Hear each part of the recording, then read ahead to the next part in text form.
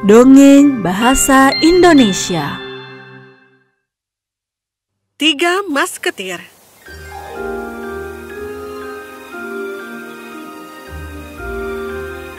Dia berjongkok dan membidik. Dia sangat tak kenal takut dan gesit.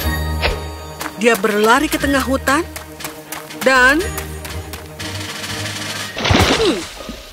Perkenalkan D'Artagnan.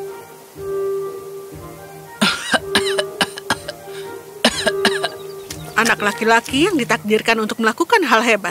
Ya, mulai hari itu juga. Karena itulah hari dia akan berangkat ke Paris untuk menjadi seorang masketir. D'Artagnan tinggal di kota Gascony di Prancis. Dan dia hanya punya satu mimpi. Untuk menjadi masketir Raja Prancis. Mimpi itu diperkenalkan oleh ayahnya ketika D'Artagnan masih kecil.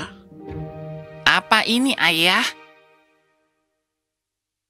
Ini adalah lencana yang sangat istimewa yang aku buat untukmu. Lencana kehormatan. Lencana ini akan membantumu tetap fokus pada tujuanmu untuk menjadi seorang masketir. Kau tahu apa masketir itu?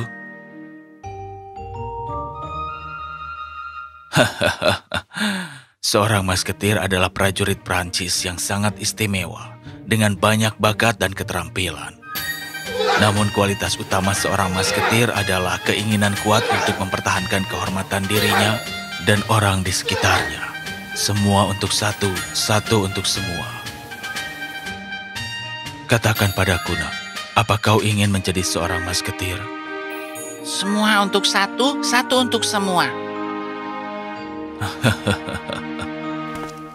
D'Artagnan kembali ke rumah dan melihat surat pengantar yang diberikan oleh ayahnya sekali lagi. Nak, surat pengantar ini akan membantumu sampai ke Kapten Masketir. Yang merupakan orang Gascony, tapi setelah itu terserah padamu. Aku akan membuatmu bangga, Ayah. Aku tahu. Dan ingatlah, nak, pertahankan kehormatanmu dan orang-orang di sekitarmu. Semua untuk satu, satu untuk semua. Dengan surat di tangannya dan lencana kehormatan di dadanya,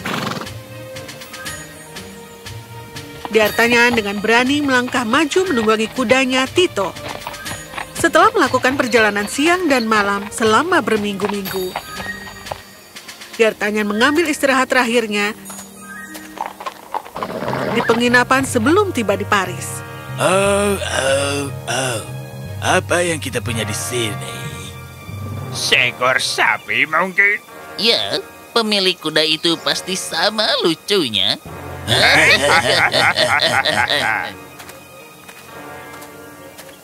Beraninya kalian. Aku adalah masketir masa depan Raja Prancis. Dan kalian tidak boleh menghinaku atau kudaku.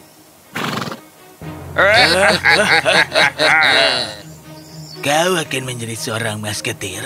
Bagaimana? Apa kemampuanmu untuk membuat tulang rusukmu terlihat? Oh, tidak mungkin berpakaian seindah ini. Kau bohong. D'Artagnan tahu bahwa dia tidak memiliki pakaian maupun otot seperti para masketir. Tapi dia punya keberanian untuk membela kehormatannya. Apa yang tidak diketahui D'Artagnan adalah bahwa para preman ini diberi kontrak oleh kerajaan tetangga untuk menculik putri Prancis. Dan mereka sedang dalam perjalanan untuk segera menyerang istana. Yang diketahui D'Artagnan adalah bahwa dia tidak akan membuat siapapun menghina dia dan kuda kesayangannya.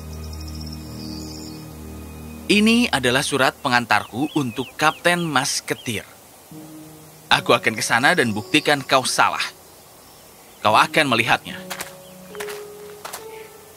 Salah satu preman mengambil surat itu dan merobek-robeknya. Ups. D'Artagnan sangat marah. Dia bergegas ke arah mereka, tapi tersandung dan jatuh ke genangan lumpur. Jika semua masketir seperti ini, akan sangat mudah untuk menculik sang putri. Shh, apa yang kau pikirkan? Jangan khawatir tentang itu. Tidak ada yang akan mendengar kita di sini selain bocah ini dan sepertinya dia tidak bisa menghentikan kita. Cukup bercandanya. Ayo pergi, kita punya pekerjaan yang harus dilakukan. D'Artagnan bersiap-siap setelah para preman pergi. Mereka akan menculik sang putri. Harus kuperingatkan istana. Aku tahu aku tidak punya surat itu, Tito. Tapi surat atau tidak, setiap serangan di istana adalah serangan terhadap seorang masketir. Yang berarti itu adalah serangan terhadapku juga. Ingatlah moto masketir. Semua untuk satu dan satu untuk semua. 2 hari kemudian, D'Artagnan tiba di Paris dan memasuki istana. Dia kagum dengan di mana dia berada. Saat dia melihat sekeliling, dia melihat banyak pria bangsawan datang untuk menjadi masketir. Mereka semua berpakaian bagus dan kepribadian yang baik. Dan di tengah semua itu, D'Artagnan merasa tidak pada tempatnya. Dia sudah lupa tentang pesan penting untuk raja ketika seseorang menepuk pundaknya. Hei kau, apa kau pelayan baru untuk pesta malam ini? Kau terlambat. Banyak yang harus kita lakukan. Ayolah, cepat-cepat. Aku tidak memiliki surat itu, dan akan butuh waktu lama untuk berbicara dengan raja. Aku harus mengambil kesempatan ini untuk lebih dekat dengan raja dan memperingatkan dia tentang preman yang akan menyerang istana.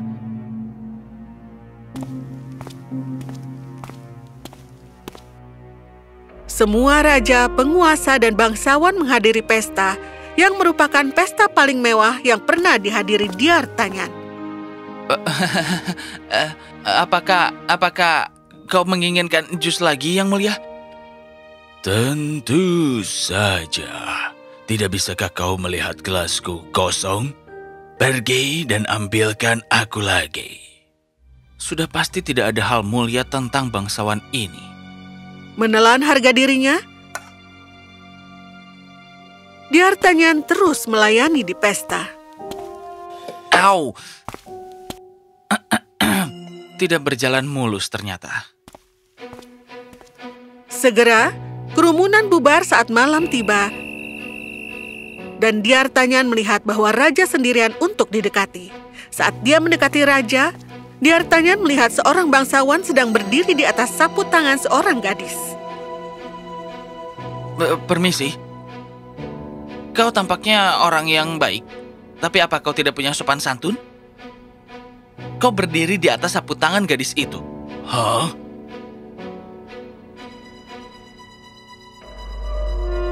Ini dia, Nyonya. Beraninya kau menghinaku. Bukan salahku jika kebangsawananmu menghalangi kesopananmu. Cukup. Aku Aramis, masketir Raja Prancis. Kau telah membuat keputusan salah untuk menentangku, nak. Aku menantangmu untuk berduel. D'Artagnan menyadari bahwa pria di depannya adalah masketir Aramis. Tapi dia harus mempertahankan kehormatannya. Dia menerima tantangan itu. Baiklah, besok pagi kita akan bertarung demi kehormatan. Aramis pergi dan nasib buruk D'Artagnan. Begitu pula sang raja. D'Artagnan tahu bahwa jika dia berbicara tentang preman sekarang, maka tidak ada yang akan mempercayainya. Mereka akan berpikir bahwa dia mengada-ngada untuk mundur dari duel. D'Artagnan berlatih untuk duel sepanjang malam. Pagi datang, dan tepat pukul 7 pagi, D'Artagnan sudah berdiri di depan istana. Saat itulah dia melihat mereka, Athos, Porthos, dan Aramis, berjalan seperti 3 orang dalam satu tubuh. D'Artagnan tidak mengharapkan kurang dari itu. Dia tahu betul bahwa menantang satu masketir berarti menantang semua. Jangan khawatir, nak. Ini adalah duel, dan kau hanya akan melawan Aramis. Porthos dan aku di sini untuk melihat keberanianmu. Tapi aku tidak punya logam. Keberanian, bukan logam. Keberanian berarti semangatmu, nak.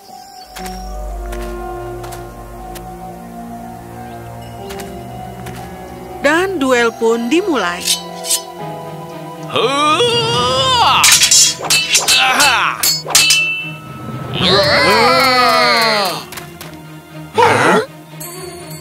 Kau siapa? Jelaskan dirimu. Oh ya, kami di sini untuk menculik sang putri.